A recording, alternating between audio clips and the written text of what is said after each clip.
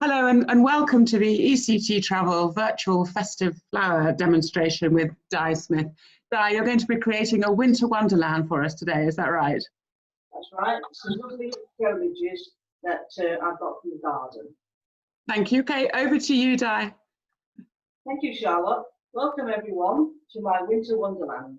We're using a planter, a wooden planter today, which I've flashed over the front and the back with some spray paint. In the planter, I've got a piece of floral foam, which has been put into a tray and secured with pop tape.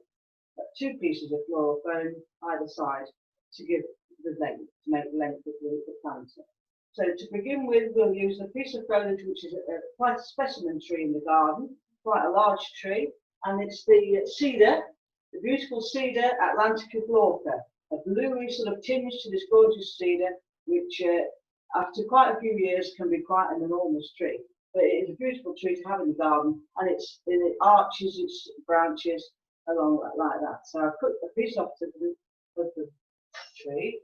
I'm using secateurs because it's quite hard branches for the scissors. So I'm going to put this in one end of the foam, like so, and it arches out to the side. You'll see it arches out like that.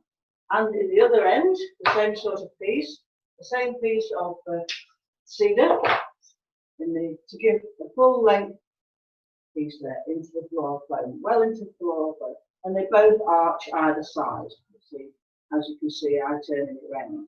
So that's the beginning with the length, and we'll add some little pieces along the way. I've got some here in my box, some smaller pieces of the Atlantica glauca into the front of the planter, the winter wonderland, and all types of different foliages, whatever you have available at the time, or whatever you've got available in your garden, or what you can get from the garden centre or off some friends, and you just put them all in, and the planter begins to look.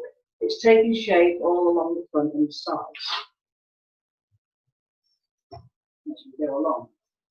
Different foliages, of course, pine, some of the pine. The textures, this is the texture of the pine. It appears to be quite prickly, but it's not really. It's quite smooth, but again, some pine. Put some pine in there. Another piece of pine, with the edges off. And again, just put them around to areas of interest and the contrast. There's a big contrast, even though it's the same contrast of the pine to the cedar, and just dot them around in the planter. Another piece of cedar here in my box. That's the wall to that. I'll put some pieces of ivy, some of the trailing ivy, a hedera or ivy. And this is commonly known, that can go along the edges, again, along the edge to go with the cedar, some length, add some more length to the design. Again, another piece of ivy to go out there. We'll strengthen the line with another piece of ivy, which we'll put in there, just give a bit of strength to the line. What else have we got in my? I've got all the foliages in here. I've also got some holly. I've purposely got some with no berries on because I didn't want the red berries in here. As it's a winter wonderland, I was wanting it to be predominantly greens and probably white, black, frosty sort of look. And so I got the, and it's thorn, it's prickly, it's not prickly, it's smooth. It's the one of the hollies that's not got the prickliness on it, which is much easier to work with, believe you me. When you're working with the prickly holly, it is very prickly. As a lot of people know when you're doing different reeds and door arrangements and holly. This time of year, a lot of flower arrangers and florists use a lot of holly, and the prickliness is quite on the plants. So I'm using the smooth holly, or ilex as it's often known. But we always call it, this is very rare you hear holly called ilex because of the name is quite a common name as holly. Like ivy also is known as ivy and not heather so much. I always think of the carol, the holly and the ivy. It would be very unusual to sing the ilex and the hedera. So it wouldn't. You can't really imagine it being called that. So we call it, of course, the holly and the ivy. And some more pieces of holly up in here, around the back. It's basically towards the front, but we'll put pieces in the back in case it's going to a situ where people will see it all the way around. So again, some more different conifers and compressor, some of the smaller pieces of compressor. This is all going to be one, so the two pieces will join in the centre. Pieces of the compressor, different sort of greens. It's amazing, I always think, how wonderful all the greens can be. Foliages of some marvellous greens. There's either the sort of paler green, there's the bluey green, there's the dark green, and this is a very dark green piece. This is the Taxus baccata, the common yew. Again, this could be great to be quite a huge tree as well. So we can put it in the garden. A lot of these trees can be quite enormous. So you either want to make sure you've got plenty of room in your garden, or a source where you can get them from that has a large garden. Or have a word with your friendly church warden or rector, and I'm sure there's lots of yew trees in the churchyard. And for the little bit you need to fill this planter, they could allow you to have a little bit there. I do a lot of work in our church, and so that's where this will probably be going when it's finished in a few days' time. I'll put this in here.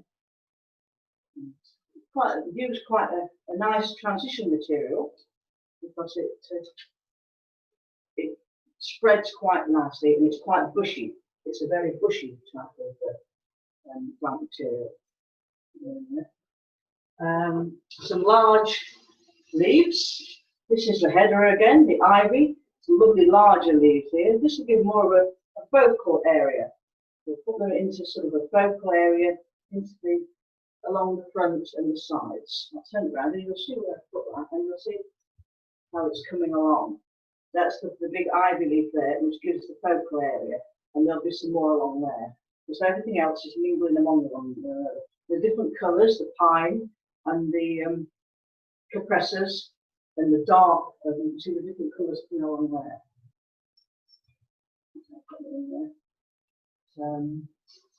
We'll pop in a bit more. We need a bit more of this. We'll put some more header in, ivy. This one I've flashed over. You'll see I flashed over with some white spray paint. It's just got a white spray, just to give it a bit of a frosty look, and it'll the frosty along there. And it's the berries. This time of year, there's some gorgeous berries, and the header has some fabulous berries on it. And you can flash them over with gold spray paint, or any sort of spray paint that fits in this time of year, or even the spray paints come in lots of different colours, but gold and silver, of course, is this kind of year, seasonal favourites. So we'll put some more in there. Another large ivy leaf. In there.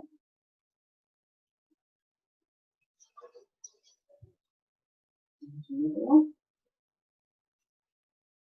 This will last now, I should think. We're coming into December, so this will last all the time, I would imagine, now until Christmas. If we keep it somewhere cool, it would keep well, like I say, in a church or any building that doesn't have a lot of heat.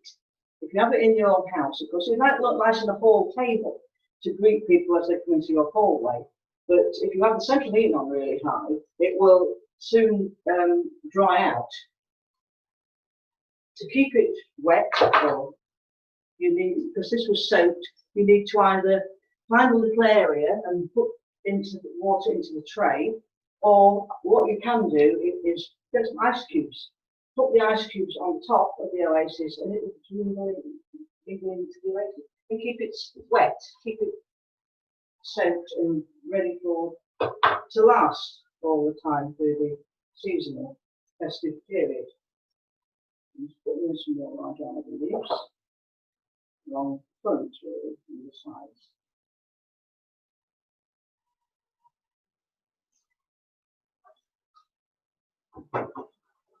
It could even go outside. A bit more holly. A bit more holly in here. You could put it outside in the conservatory. The conservatory is cool. But it would definitely last outside. In a porchway. Anyway, really, that's a bit more professor. A bit more professor. So let's put a piece of this professor.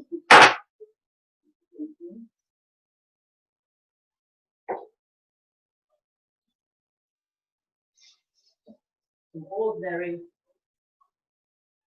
berries, some ordinary ivy berries that haven't been sprayed.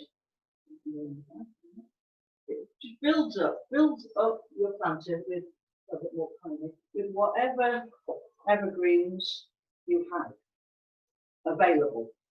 So that's what, and the more different varieties and different textures make the whole finished article much more pleasing to the eye. All the textures and the colours are all there. Holly.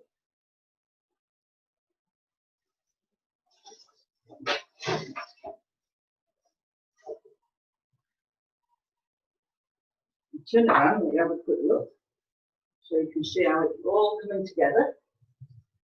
So it's all coming together with all the greens and the foliages, and you can still see the white of the planter. We haven't totally covered that, but we're totally trying to cover all the frame. While it's that way around, I'll put a bit more into the back.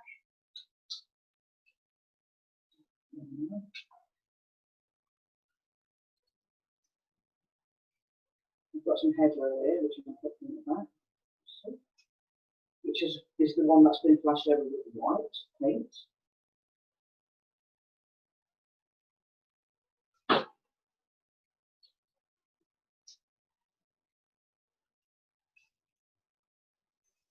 This is an arrangement which is quite a sort of straightforward arrangement.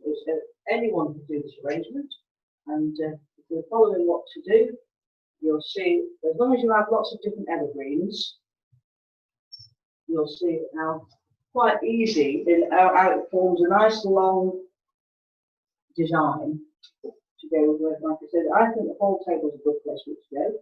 And when people come into your house over the festive season, they'll admire your lovely arrangements. And it smells nice. The pine really smells nice. You can smell it as well as you come into the house. You'll definitely smell the pine. I can smell it now when I'm stood here. So it's a lovely, very nice aroma as you walk in. Some more white and a little frosty, but the white heather certainly makes it look frosty. The winter wonderland.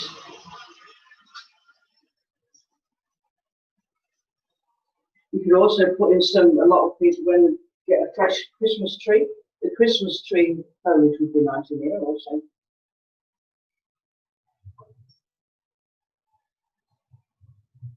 You could also buy, I've seen some scented sticks that smell of pine. And some people put them, people that don't always have a real Christmas tree, sometimes put them near their Christmas tree and it smells of pine.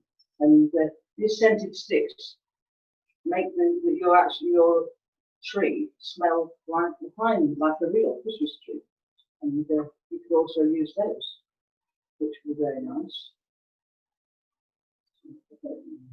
So we nearly got enough foliages in there, really. All the different textures and the contrasts, it's contrasting with one another. Just about really looking. If you wanted to put flowers in it, you could put some gypsophila. It would look nice in here because it's white and it look like snow. You could put some roses, some white roses among it. That would also look very nice. White carnations would look nice among it. If you wanted to put some flowers among it as well as just the foliages. So I've got definitely enough in there for now. I'm not going to look. So we'll pop that to one side. That's all the foliages in place. There we are. And we'll put that to one side because in my winter wonderland, we're going to put some trees, which these would come off, which you'll see in the forest or in the woodland where you live. I'll just move that to one side, and I'll show you how I'm going to make the trees to go in there. I'll put that to one side. The trees I've made. This is one of them. Actually, this is one of the trees, and they're made with just a piece of very, very easy, quite time consuming to get them right, but they're made from a piece of polystyrene. This is a piece of polystyrene which you can get from any of the builders merchants or B&Q or Wicks. Don't get a piece that's too big. It comes in sheets, but you can get smaller sheets, and you can just cut the size of your tree out, whichever size you want. Into there, small, and you can cover this. I've started to cover this with some Eleagnus leaves. Eleagnus are quite a leathery leaf, and that's the front. Obviously, it's green, and on the Eleagnus, and on the rear, I've used the back and the rear there, and it's a different colour. So, and you put the leaf onto the bottom of the polystyrene. I start at the bottom. Put it in there. Use these pins, or pearl-headed pins, or you could glue them on. You might want to glue them on afterwards. Put them over one another, like so. So there's no gaps, you can't see the silver underneath. And pin the pin, put a pin underneath, pin the leaf on.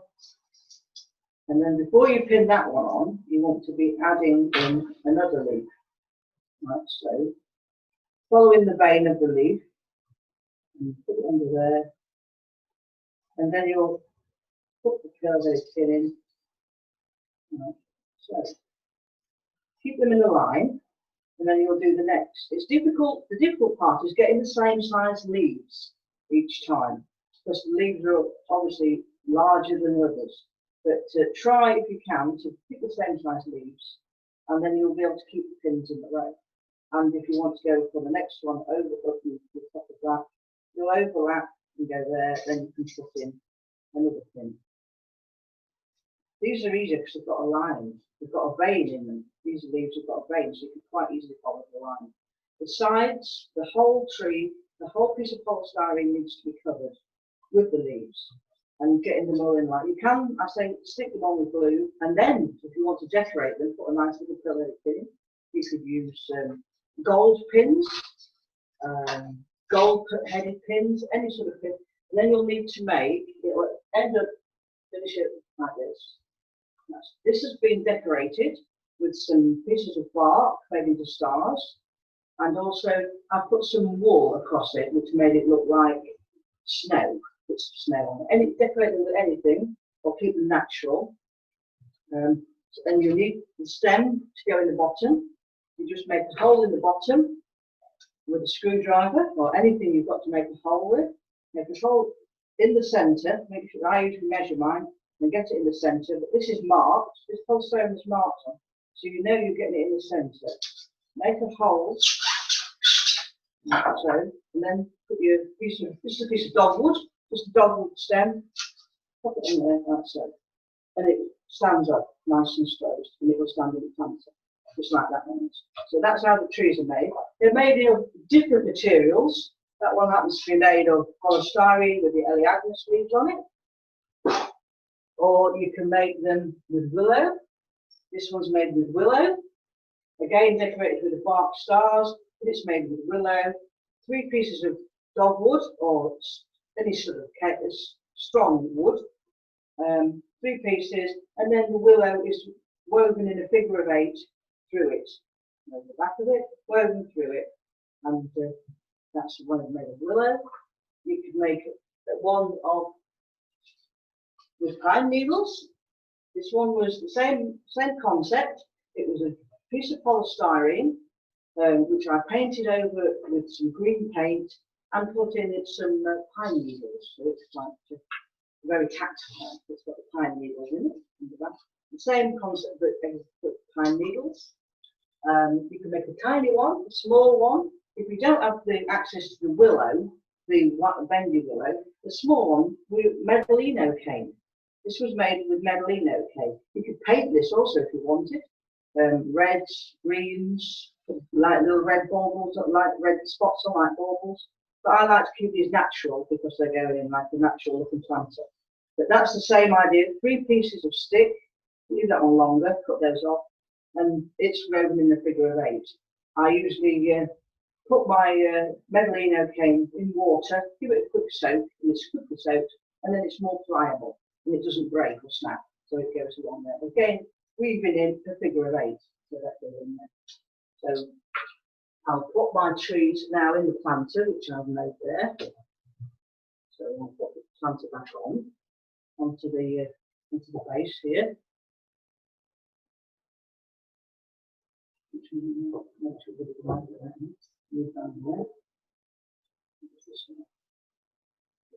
Back in place, and then put my trees in it.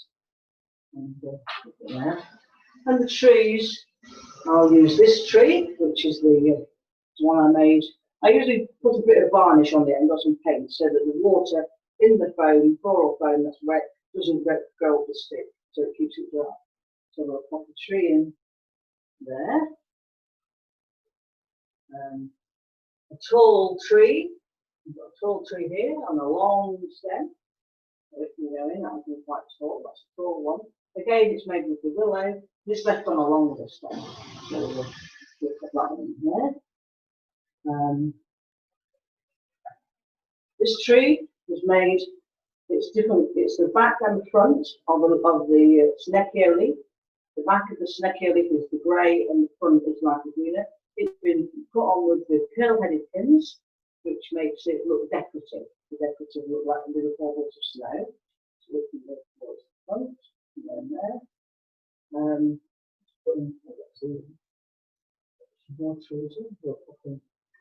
So in the forest, of course, there's all sorts of different trees, and so we try to get different ones in the plan for this one there. That one, I'll turn it round in a minute, and then we'll use the little one, which we made with the Medellino cane. Don't use the little one, but the little one we can go towards that side.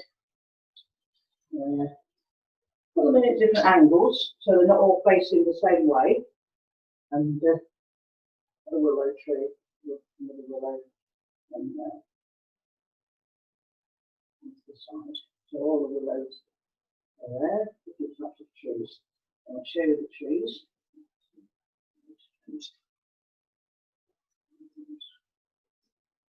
I'm sure we're standing up fairly straight. You'll see them.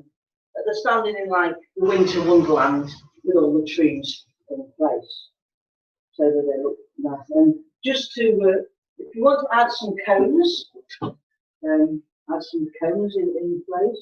Some nice cones which I've flashed over with some silver paint.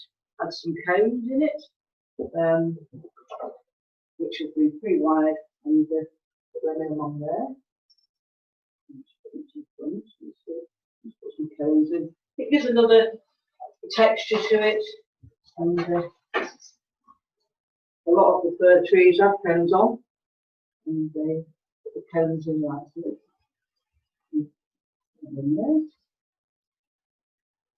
And if you want to make it really decorative, you can pop some lights in it, some pretty spangly, some lights along it. Let's turn it around again, so I can see it from my way, my front. In there. But this is they're battery lights, of course. They're the battery lights which you buy and put that down the side. You can also, instead of putting trees in here, if you want, you put candles in it. You know, candles would also look very nice. This just adds just a little tiny touch of the bright and brightens the light, the foliage up. Gives it a little the other one. Try and tuck the wire into the, well, just so you can't see the wire as much as you, but you can see the light that's shining through.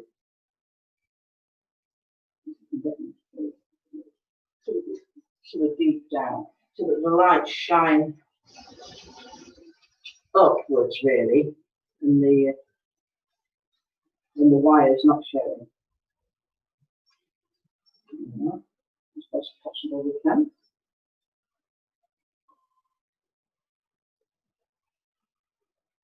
And it just has a little bit of the bright lights so it's quite nice. Got the light. I'll just pop that down a moment, and I'll put that down there, and then I'll just set the scene for the winter wonderland. I'll bring it back down here towards there a moment, and then move my turntable off the table, and then put it down there, turntable down, put this towards the back a bit more. I use a lot of this fleecy snow, this fleecy, which you can buy, this sort of fleecy snow, and it looks like the wind, the grounds, or the fleece on the ground, and the snow, or the frost, as the frost comes, quite frosty. So you can put that onto the ground, and the plants are at the back. Put some cones on it, some large cones. These cones must have come off quite a large tree. These are large cones here. Some large cones to the front, to the side, and the front, to sort of set the scene. Like some cones. Some snowballs. If you want to make some snowballs, you can make some. These are made of spears. The spears are covered in the statue leaves, or lamb's ears leaves, isn't it? And the wool. This is a wool which looks like sort of snowy colour to go around they can go on there. A couple of snowballs can go in front. And I also made another tree.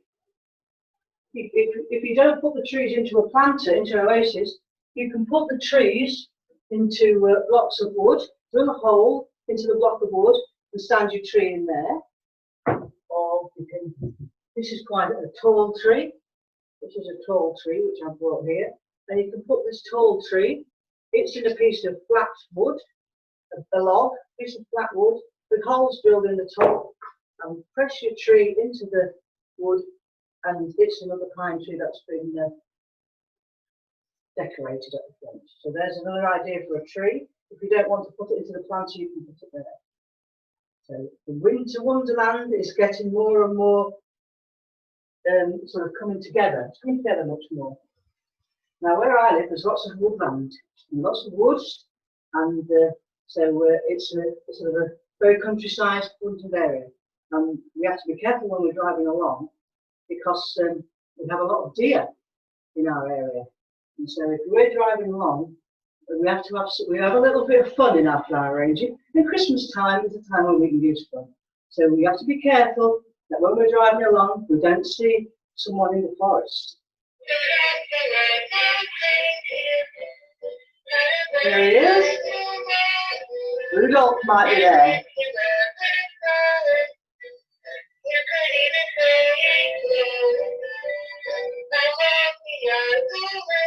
It's too lovely. It's quite fun.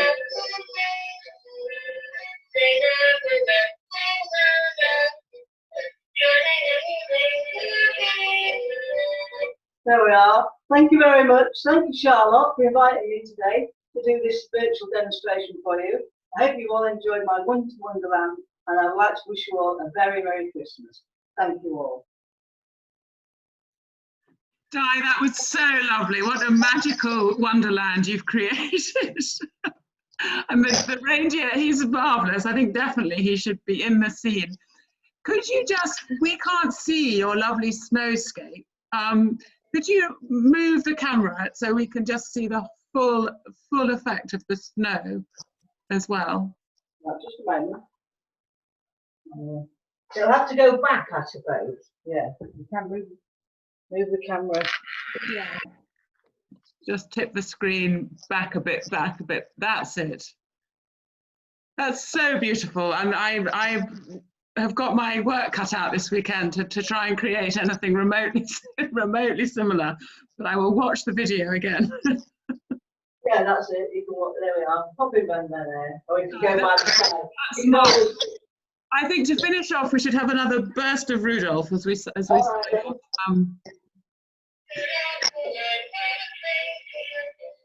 Merry Christmas, everybody. Thank you so much. thank you. Thank you very much.